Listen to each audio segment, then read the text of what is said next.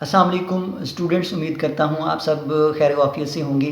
आज की जो वीडियो है उसके अंदर मैं आपके साथ डिस्कस करूँगा वो जो खुतबा अलाहाबाद है 1930 का, यानी अल्लामा इकबाल ने जो 1930 में अलाहाबाद में जो एड्रेस किया, ऑल इंडिया मुस्लिम लीग का एक एनुअल सेशन हो रहा था उसके अंदर। अच्छा, जो अल्लामा इकबाल हैं वो ऐसे इंटेलेक्चुअल थे, ऐसे मुफक्किर थे जिन्होंने डीप इम्पैक्ट किया, यानी बहुत उनका गहरा इम्पैक्ट था, बहुत गहरा असर था हिंदुस्तान के मुसलमानों की ज़िंदगियों पे। यानी कि उन्होंने मुसलमान जो थे हिंदुस्तान के, उनको ना सिर्फ वो पॉलिटिकल विज़न दिया बल्कि उस विज़न को कैसे अचीव करना है ये भी बता दिया था। तो इसलिए उन्होंने बहुत गहरा इम्पैक्ट छोड़ा है हिंदुस्तान की तारीख़ पर। अच्छा, हिंदू और मुसलमानों के दरमियान जो इश्यूज़ चल रहे थे उस दौर में, मुसलमानों के लिए सबसे अहम जो इशू था वो उनकी सेपरेट आइडेंटिटी का। तो उन्होंने मुसलमानों को उनकी जो सेपरेट आइडेंटिटी है उसके बारे में बताया कि वो एक अलग कौम है और हिंदुओं से वो बिल्कुल मुमताज़ हैं, यानी अलग हैसियत रखते हैं। तो उन्होंने वो पॉलिटिकल गोल दिया और उसको अचीव करने के लिए एक फ्यूचर में कि जी ये आप ऐसे करके वो फ्यूचर में अचीव कर सकते हैं, यानी जो आपका मुस्तकबिल है उसमें आप अपने गोल जो हैं वो ऐसे करके हासिल कर सकते हैं। अच्छा, जो 1930 में एड्रेस किया था उसमें सबसे पहली जो उसका जो पॉइंट है वो इस्लाम को उन्होंने एक कंप्लीट कोड ऑफ लाइफ के तौर पर पेश किया। यानी कि उन्होंने ये बताया कि हिंदुस्तान के जो मुसलमान हैं उनके लिए या उनकी जो ज़िंदगी है वो उनमें इस्लाम कितनी अहमियत रखता है। इस्लाम एक कंप्लीट कोड ऑफ लाइफ है, यानी कि वो मुसलमानों को गाइड करता है उनके पॉलिटिकल मैटर्स में, उनके इकोनॉमिक मैटर्स में, उनके रिलीजियस मैटर्स में, उनके कल्चरल मैटर्स में। तो जो मुसलमान थे उनको रियलाइज़ करवाया कि इस्लाम जो है वो उनके लिए क्या अहमियत रखता है। अच्छा, उसके बाद जो है हम ये देखते हैं कि उन्होंने जो दूसरी बात की कि उन्होंने रिजेक्ट कर दिया जो नोशन था, जो नज़रिया था कांग्रेस का कि हिंदुस्तान में जितने भी जो लोग आबाद हैं वो एक कौम हैं। यानी कांग्रेस ये कहती थी कि हिंदुस्तान के अंदर जो मुसलमान रहते हैं या जो हिंदू रहते हैं या जो सिख रहते हैं वो एक कौम है।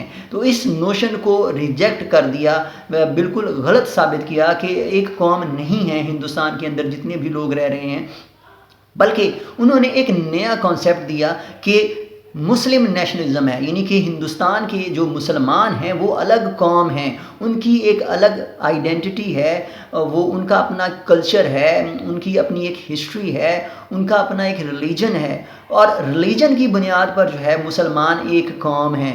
यानी अगर आप कोई भी डेफिनेशन निकालते हैं कौमियत की या कौम की, मुसलमान उस पर पूरा उतरते हैं। तो ये उन्होंने एक और अहम बात की थी 1930 के इजलास के अंदर। अच्छा, फिर हमें जो एक और अहम बात नज़र आती है, उन्होंने मुसलमानों के लिए एक अलग मुल्क डिमांड किया कि जो मुसलमान हैं हिंदुस्तान के, अगर आप उनके मसाइल को हल करना चाहते हैं, यानी अगर ब्रिटिश गवर्नमेंट जो है वो सीरियस है कि वो जो कम्युनल इश्यूज़ हैं या क्वेश्चन है हिंदुस्तान का, जो मैटर्स हैं, जो मामलात हैं, उनको सॉल्व करने में सीरियस है, तो उसे चाहिए कि हिंदुस्तान के मुसलमानों को एक या एक से ज़्यादा जो है वो अलग रियासतें बना के दे दे।